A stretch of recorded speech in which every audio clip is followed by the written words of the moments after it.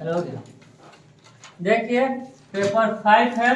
Paper 5 में अधिगम के बारे में हमने पहले भी पढ़ा चुका हुआ था कि अधिगम क्या है, अधिगम किसे कहते हैं, उसकी परिभाषाएं के बारे में भी बताए हुए थे। विभिन्न सारे डेफिनेशन है जो शिक्षा शास्त्रियों के द्वारा दिया गया हुआ था। अधिगम के बारे में आप लोग को बहुत ही सारा जानकारी मिल चुका हुआ था। और आप लोग बताइए कि सबसे पहले अधिगम किसे कहते हैं। अधिगम में बहुत सारे आपने पढ़े हैं, तो अधिगम के बारे में बताइए कि अधिगम कहते किसे हैं। कुछ आप लोग बताइए, जानकारी दीजिए। अधिगम का मीनिंग क्या होता है? सीखना। अच्छा, तो इसको हम लोग डिफाइन कैसे करेंगे? अधिगम को डिफाइन कैसे करेंगे? कैसे सीखना, मतलब कैसा सीखना?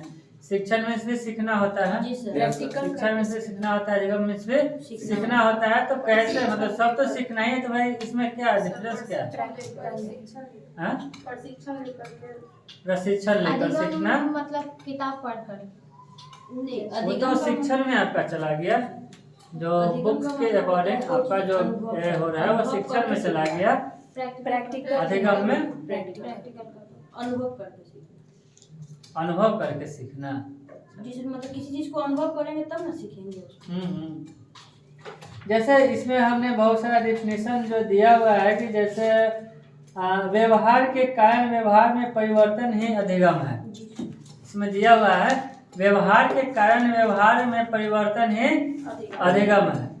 और उसके बाद दिया हुआ है कि अधिगम का वह प्रक्रिया जिसके द्वारा प्राणी किसी परिस्थिति में प्रतिक्रिया के कारण नए प्रकार के व्यवहार लाते हैं, वो भी परिवर्तन। तो यहाँ सीधा सीधे सिंपल सा एग्जाम्पल है, व्यवहार के कारण व्यवहार में परिवर्तन लाना ही अधिगम है। तो यहाँ देखिए कि व्यवहार के कारण व्यवहार में परिवर्तन लाना, तो आप किस हिसाब का आपका व्यवहार होगा जो उसमें फिर आप परिवर्तन लाइएगा तो अधिगम होगा, यानी चेंजिंग लाना। आपका जो व्यवहार है, जो आप बिहेव कर रहे हैं या किसी के साथ जो बिहेव आप किए हैं, उस बिहेव में आप चेंजिंग कीजिएगा तो परिवर्तन लाइएगा, तो वह अधिगम के अकॉर्डिंग होगा। तो परिवर्तन कब लाइएगा? जब आपको एहसास होगा, समझ में आएगा कि हमने किसी के साथ किस टाइप का बिहेव किया है, यानी सीखिएगा, समझिएगा, तभी व्यवहार में परिवर्तन लाइएगा। इस तरह का हमने बहुत सारे पढ़ाई इसमें लिखाई भी है। क्रो एंड क्रो का बाकी है। क्रो एंड क्रो का है कि ज्ञान और अभिवृद्धि की प्राप्ति ही अधिगम है। क्रो एंड क्रो के अनुसार है कि ज्ञान और अभिवृद्धि की प्राप्ति ही अधिगम है, सीखना है। देखिए यहाँ कह रहा है कि अधिगम, देखिए सीखना क्या है, तो यह जानना आवश्यक है कि विज्ञानों की धारणाएं सीखने के विषय में इस प्रकार है। अब किस प्रकार है तो वो अब आगे देखिएगा। हिलगार्ड के अनुसार जो है, हिलगार्ड के अनुसार है कि अधिगम वह प्रक्रिया है जिसके द्वारा कोई भी आरंभ होती है या समान की गई परिस्थितियों द्वारा परिवर्तन की जाती है। यहाँ कहा कि अधिगम वह प्रक्रिया है जिसके द्वारा कोई भी क्रिया आरंभ होती है। तो कोई भी क्रिया किसके द्वारा आरंभ होती है? तो अधिगम के द्वारा। अब जब आपके पास जानकारी होगा किसी चीज का तभी तो वह आप वर्क कीजिएगा, नहीं जानकारी होगा तो वर्क कीजिएगा नहीं कीजिएगा। तो वहाँ पर अधिगम का यानी जानकारी होगा तभी वर्क कीजिएगा, तो वहाँ पर अधिगम का बोध हो रहा है। वही कह रहा है यह कि अधिगम वह प्रक्रिया जिसके द्वारा कोई भी कार्य आरंभ होती है या सम्मान की गई परिस्थिति द्वारा परिवर्तित की जाती है। इसके लिए आवश्यक यह है कि क्रिया के परिवर्तन की विशेषताएं मूल प्रवृत्तियों की क्रियात्मक परिपक्वता प्रणाली की स्थायी आवश्यकता के आधार पर उस प्रक्रियाओं को समझा जा सकता है। समझाया न जा सकता है। चलिए उसके बाद नंबर 8 में कह रहा है कि R.S. वुडवर्थ के अनुसार है कि अधिगम कोई नया कार्य करने में निहित होता है। अधिगम कोई नया कार्य करने में निहित होता है। निहित का मीनिंग क्या है? निहित का मतलब नहीं थोड़ी है, नहीं रहता तो नहीं लिख देता ना, जरूरी। निहित का मतलब जरूरी। निहित का मीनिंग क्या है? निहित जैसे यहाँ कह रहा है, दोनों हो सकता है इस तरह से। देखिए कह रहा है कि अधिगम कोई नया कार्य करने में निहित होता है, मतलब प्रॉब्लम होता है। अधिगम का कोई नया कार्य, यदि आपके पास जानकारी नहीं रहेगा तो प्रॉब्लम होगा, और यदि अधिगम के अकॉर्डिंग आप कोई नया कार्य कर रहे हैं तो आपको कोई प्रॉब्लम नहीं होगा, क्योंकि आप तो प्रशिक्षण ले चुके रहिएगा ना। तो प्रशिक्षण लेकर आप कीजिएगा तो जानकारी नहीं होगा, यानी अनुभव आपके पास हो गया हुआ रहेगा, तो आपको प्रॉब्लम नहीं होगा। कह रहा है कि बशर्ते नई क्रिया इष्टयुक्त हो और कालांतर में हुई क्रियाओं के में प्रकट होती है। इन सभी परिभाषाओं पर ध्यान से विचार करने पर यह प्रकट होता है कि अधिगम का अर्थ व्यवहार परिवर्तन है। अधिगम का अर्थ क्या है? व्यवहार परिवर्तन है। अब व्यवहार जैसे उस समय बिजनेसमैन का डेफिनेशन दिया जा रहा था कि अब उसका बिजनेस नहीं चल रहा है, फिर भी वो अपन माछी मारी हो रहा है, तभी अपना समय काट रहा है कि हमसे तो दूसरा कोई वर्क होगा नहीं। तो वर्क नहीं होगा तो भाई अपने व्यवहार में तो परिवर्तन करेगा, चेंजिंग करेगा, पेंट वगैरह दुकान का करवाएगा, मॉडलाइज करवाएगा, कुछ करवाएगा, तभी फिर उसको चमकाएगा, तभी ना फिर दूसरा ग्राहक आएगा। व्यवहार में चेंजिंग नहीं करेगा, किसी से अच्छा व्यवहार उसका नहीं हो तो उसके दुकान पर कोई आएगा नहीं आएगा। तो दूसरे ग्राहक को मूर्ख बनाने के लिए उसको क्या करना होगा? तो उसको पेंट वगैरह और डिजाइनिंग सब उसको करना होगा, तभी तो दूसरा बेवकूफ बनेगा।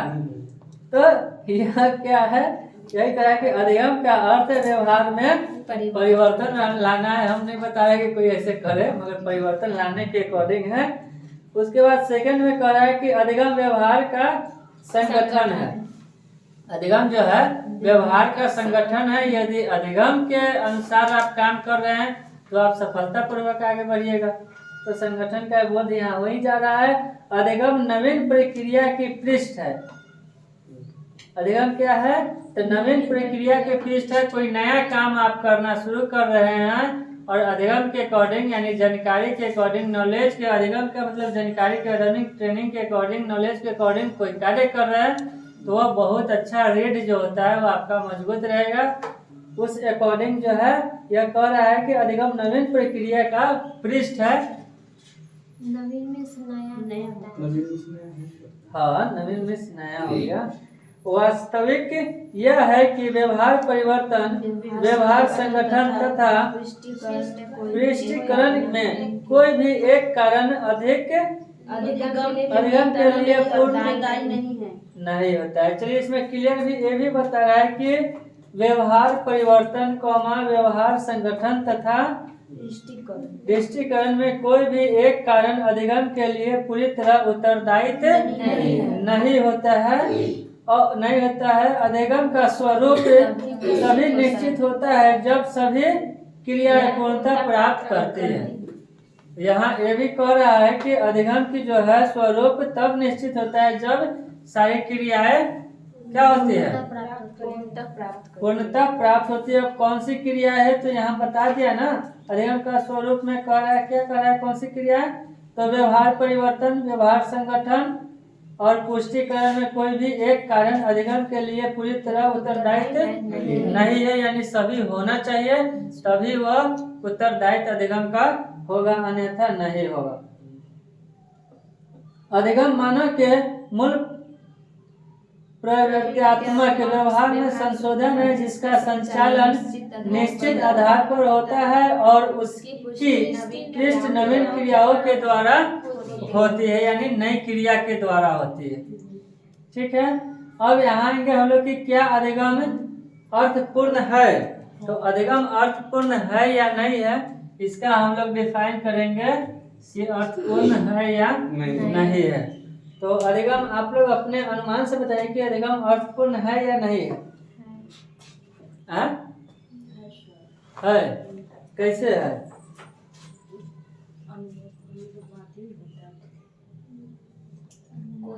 बोलिए कैसे है। देखिए कह रहा है कि शिक्षा मनोविज्ञान का कक्षागत स्वरूप अपने में बहुत ही बड़ा दायित्व होता है। कक्षागत के बारे में हम बताए हुए थे पहले। कक्षागत के बारे में जो बालक को शिक्षा जो मिलता है वह कहाँ से मिलता है? कक्षागत से, स्कूल से, यानी प्रारंभ जो शिक्षा होता है स्कूल से, बेसिक जो भी होता है वो स्कूल से मिलता है। क्योंकि ट्यूशन वगैरह या आप घर में या कहीं भी आप पढ़ रहे हैं या सेल्फ स्टडी भी कर रहे हैं तो वो तो शिक्षा मिलता है, मगर वह रेगुलर शिक्षा के तौर पर आपको नहीं मिलता है। तो रेगुलर के शिक्षा के तौर पर आप चाहिएगा तो आपको तो स्कूल कॉलेज वगैरह जो है वह करना है। उस समय बहुत अच्छा इस पर डिफिनेशन भी हुआ था। कह रहा है कि अधिगम की क्रिया आवश्यकताओं के कारण संपन्न होती है, परंतु कुछ प्रश्न ऐसा है जिनके कारण शिक्षा मनोविज्ञान अधिगम के अर्थ एवं प्रकृति के बदले स्वरूप से स्वयं एक प्रश्न चिन्ह बन गया है। तो यहाँ देख लीजिए, बता भी रहा है कि अधिगम की जो क्रिया है वह आवश्यकता के कारण संपन्न होती है। अधिगम की जो क्रिया है वह आवश्यकता के कारण संपन्न होती है, परंतु कुछ प्रश्न ऐसा भी है। अब आवश्यकता के कारण संपन्न होती है तो काम करने से, क्रिया करने से पहले ना आपको सीखना जरूरी होगा, और क्रिया करने के बाद जब सीखना प्रारंभ कीजिएगा तो नहीं हो पाएगा सही से। उसके बाद है जिनके कारण शिक्षा मनोविज्ञान अधिगम के अर्थ एवं प्रकृति के बदलते स्वरूप से स्वयं एक प्रश्न चिन्ह बन गया है। अब प्रश्न चिन्ह क्या बना है? तो मानव व्यवहार का अध्ययन करना मानवीय विज्ञान का काम है। मानव व्यवहार का अध्ययन करना किसका काम है? तो मनोविज्ञान का काम है। यह अधिगम का काम नहीं है, मगर बता रहा है। मानव की शैक्षिक परिस्थितियों में व्यवहार परिवर्तन की क्रिया संपन्न होती है। मानव की शैक्षिक क्या है? मानव की शैक्षिक क्या आप लोग बुक नहीं देख रहे हैं? परिस्थितियों के परिवर्तन की क्रिया संपन्न होती है। आप लोग बुक भी देखिए। मानव की शैक्षिक परिस्थितियों में व्यवहार परिवर्तन की क्रिया संपन्न होती है, यानी शैक्षिक परिस्थिति में, यानी शिक्षा है तभी है। शिक्षा नहीं तो आपके व्यवहार में परिवर्तन नहीं है और नहीं जल्दी होगा। शिक्षा है तो यह समझ का ज्ञान आपके पास है, जो छोटा बड़ा और उच्च नीच सभी का आप समझ सकते हैं, संपन्न होती है। वह अधिगम की प्रक्रिया है। क्या संपन्न होती है तो क्या है? तो अधिगम की प्रक्रिया, यानी शिक्षा से ही अधिगम की प्रक्रिया का बोध होती है। अधिगम में नवीन अर्थ उत्पन्न हो, सृजनात्मक का विकास हो, सीखने की क्रिया में उद्देश्यता हो, इन सभी धारणाओं के कारण ही अधिगम की क्रियाएं को नए अर्थ प्रदान करने की आवश्यकता हो गई है। अब यहाँ देख लीजिए, कह रहे कि अधिगम में नवीन अर्थ मतलब नया तो समझ रहे हैं, उत्पन्न हो, सृजनात्मक का विकास हो। सृजनात्मक का विकास जानते हैं? सृजन करना, जन्म देना नए नए। और सृजनात्मक का विकास, इस टॉपिक पर भी पढ़ाई हुआ था। आप लोग घर जाते हैं, कोठी के कन्ना पर कॉपी रख देते हैं, उसके बाद क्या करते हैं? कोठी नहीं है घर में? पहले के देहाती का बात है कि पढ़ लिया, पढ़ के घर जाके कोठी के कन्ना पर रख के सो जाना है, खेल लेना है। अभी होता है यानी कोठी का वो वाला है ना, टीना वाला पति वाला हम लोग के घर में नहीं था कभी भी। हाँ तो टीना वाला है ना, हाँ वहीं पर रखते हैं। नहीं तो पूजा वाला घर पर रखा हुआ है, हम लोग के टेबल पे रखते हैं। तो आप समझिए कि टेबल पर रख के सो जाते हैं। स्टैंडर्ड कर दिए। अच्छा, तो वैसा नहीं है। आप लोग जाइए तो उसको रिवाइज कीजिए, उसको देखिए। अब कोठी टेबल बन गया हुआ है तो नहीं है। बहुत सारे व्यक्ति को देखिएगा लाइब्रेरियन लेखन, लाइब्रेरी लेखन लगा लेगा और उसको ध्यान दिनेश जी ना, हाँ उनके पास जो मैगजीन किताब आएगा सब नया, लेकिन किसी को देंगे नहीं, पढ़ेंगे भी नहीं, किसी को देंगे भी नहीं, और सजा के रखें कि हम इतना मतलब अच्छे हैं। हाँ, तो यह चीज हो जाता है वहाँ।